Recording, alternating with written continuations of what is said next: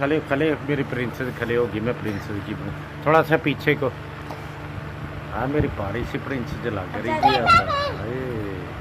पिछो जा यार और तेरी भी विच ही आई जाती है।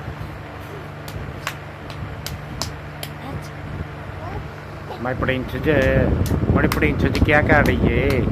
हाँ हाँ मेरा बब्बर शेड है। बब्बर शेड थोड़ा सा पीछे पीछे। अब आ इधर हो, इधर इधर इधर चल। हाँ जी प्रिंसेस और तो उधर जाके बना फिर जो वीडियो बना। चलो चलो शाबाश उधर भागो। हाँ जी हाँ कार्टून रीड कर दिए। चलो पीछे से हो थोड़ा सा पीछे को पीछे को बच हो गई है मेरी प्रिंसेस की तो नहीं बच हुई। हाँ जी पापा पापा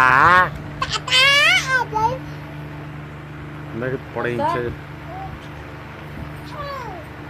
आओ क्लैपिंग कर दो।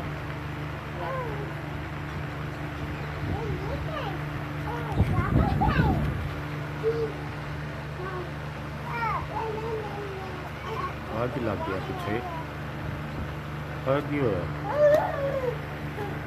कौन से आनी दचो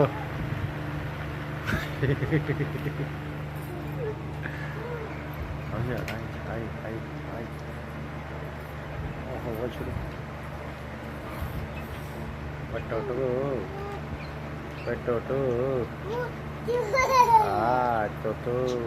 आप इधर हो तो बस उधर तो बस खड़े हो जाओ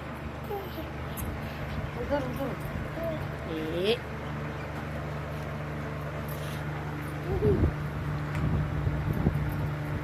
ये मेरे प्रिंसेस है। तो तू उसे काटी करवाना है एक काटी करवाओ तो तू उसे काटी कराओ ये तो आना एक काटी कर लो जल्दी जल्दी से। वो देखो भाकर आ रहा है तो तू अब फिंगर अंदर करो जाली के अंदर करो फिंगर। वो देखो तो तू आ गया। हाँ हाँ